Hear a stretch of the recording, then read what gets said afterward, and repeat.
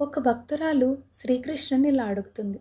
కృష్ణ, ఎందుకని కొందరు చేతులు జోడించి వేడుకున్నా, ఏడ్చినా కూడా వాళ్ళ కోరికల్ని నువ్వు తీర్చటం లేదు? దానికి కృష్ణుడు, సఖీ రా, ఇక్కడ కూర్చో. దీనిని నేను ఒక చిన్న సమాధానంతో చెప్తే అర్థమయ్యేది కాదు. నేను దీన్ని నీకు ఒక కథ ద్వారా చెప్తాను, నీకు అప్పుడు చక్కగా అర్థమవుతుంది అని ఇలా చెప్పడం స్టార్ట్ చేశాడు. ఒక గ్రామంలోని గోపాల్ దాస్ అనే ఒక రైతు ఉంటాడు. ఆ రైతు ఎంతో మంచివాడు. ఆయన ప్రపంచం చాలా చిన్నది. ఒక చక్కని ఇల్లు, తాతల ద్వారా సంక్రమించిన ఒక చిన్న పొలం, ఆయన్నే నమ్ముకున్న భార్య, 2 పిల్లలు. ప్రతి సంవత్సరం వర్షాకాలం రావడంతోనే వాళ్ళకి ఎంతో ఆనందం మొదలవుతుంది. పంట చేతికొస్తుంది. ఆ పంట ద్వారా వాళ్ళకి డబ్బు, భోజనం అన్నీ దొరుకుతాయి. అయితే అలా ఉంటుండగా ఒక సంవత్సరం వర్షాలు కురవవు. నెమ్మదిగా లేట్ అవుతూ వస్తూ ఉంటుంది. మొదట కాస్త వర్షాకాలం లేట్ అయిందేమో అనుకుంటారు. కానీ ఎంతకీ కురవకపోవడంతో పొలమంతా బీటలు వారడం స్టార్ట్ అవుతుంది. ప్రతిరోజు గోపాల్ దాస్ పొలం దగ్గరికి వెళ్ళి ఆకాశాన్నే చూస్తూ ప్రార్థిస్తూ ఉంటాడు. కృష్ణ, ఒక్క వర్షం ఇవ్వు. ఇంకేమీ నేను నిన్ను కోరుకోవటం లేదు. నా కుటుంబం హ్యాపీగా ఉంటుంది. దయచేసి ఒక్క వర్షాన్ని కురిపించు తండ్రి. అయితే ఆకాశం నుంచి ఎలాంటి సమాధానం రావు. అక్కడి వరకు మేఘాలు వస్తూ ఉంటాయి, అంతలోనే మాయమైపోతూ ఉంటాయి. ఇలా కొనసాగుతూ ఉంటే కుటుంబంలో నెమ్మదిగా ఆకలి పరిచయం అవుతుంది. పిల్లలకి ఏం పెట్టాలో కూడా అర్థం కాలేని స్థితి. గోపాల్ దాస్, అతని భార్య కూడా పూర్తిగా తినటం మానేసి పిల్లల కోసం భోజనాన్ని తయారు చేస్తూ ఉంటారు. ప్రతిరోజు గోపాల్ దాస్ ఇంటి నుంచి బయటకు వచ్చి పగలు రాత్రి ఒకటే వేడుకుంటూ ఉంటాడు. కృష్ణ, ఒక్క వర్షం తండ్రి, నా జీవితం బాగుపడుతుంది, నా పిల్లలు ఆనందంగా ఉంటారు. అయితే ఆయనకి ఎలాంటి సమాధానం దొరకదు. ఇలా ఉంటూ ఉండగా నెమ్మదిగా గ్రామంలో కరువు వస్తుంది. ఆ గ్రామంలో ఉన్న జనాలందరూ కూడా కొందరు పట్టణానికి వెళ్ళిపోతారు, కొందరు ఉద్యోగం కోసం ఇంకెక్కడికో వెళ్ళిపోతూ ఉంటారు. పొలాలు అమ్మేస్తారు, ఇల్లులు అమ్మేస్తారు. నెమ్మదిగా ఊరంతా ఖాళీ అవ్వడం స్టార్ట్ అవుతుంది.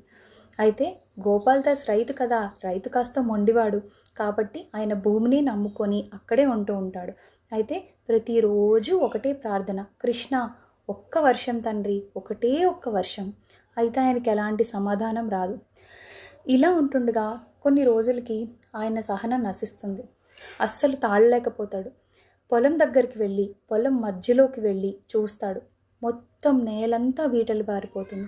అక్కడే మోకాళ్ళ మీద పడి, కృష్ణ ఎందుకు తండ్రి నన్ను ఇంత బాధిస్తున్నావు? ఒక్క వర్షమే కదా అడిగాను. నన్ను ఏవైనా ధనవంతుణ్ణి చేయమన్నానా? సుఖ సంతోషాలు కావాలన్నానా? ఏం కావాలన్నా నేను? ఒక్క వర్షం తండ్రి, నా కుటుంబానికి కాస్తంత భోజనం, ప్లీజ్ తండ్రి దయచేసి ఒక్క వర్షాన్ని ఇవ్వు. అయితే ఆకాశంలోంచి ఎలాంటి సమాధానం రాదు. ఆయన కూడా అనుకుంటాడు, ఎందుకు నేను ఇంత ప్రార్థిస్తున్నాను, నాకు ఎలాంటి సమాధానం ఇవ్వటం లేదు. అయితే ఆయనకి ఇంకా ఆవేశం తాళలేక భూమిని పదే పదే ఆయన చేత్తో పిడికిలతో కొడుతూ ఉంటాడు. అలా కొట్టగా ఆయన చెయ్యి అంతా రక్తసిక్తం అయిపోతుంది. అక్కడున్న ధూళంతా పూర్తిగా పైకి లేస్తుంది.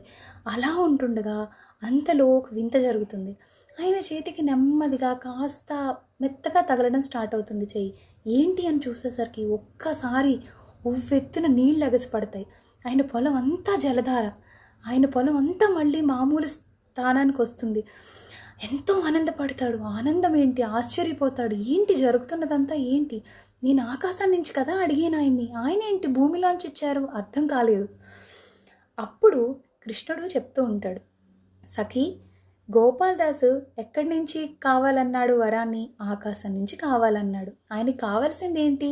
నీరు. అది ఎక్కడి నుంచి వస్తే ఏంటి?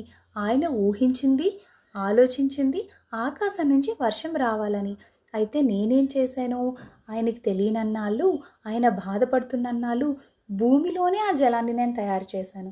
అది ఎప్పుడు ఎవరికి ఎలా రావాలో, ఎలా ఇవ్వాలో నాకు మాత్రమే తెలుసు, ఇంకెవ్వరికీ తెలీదు.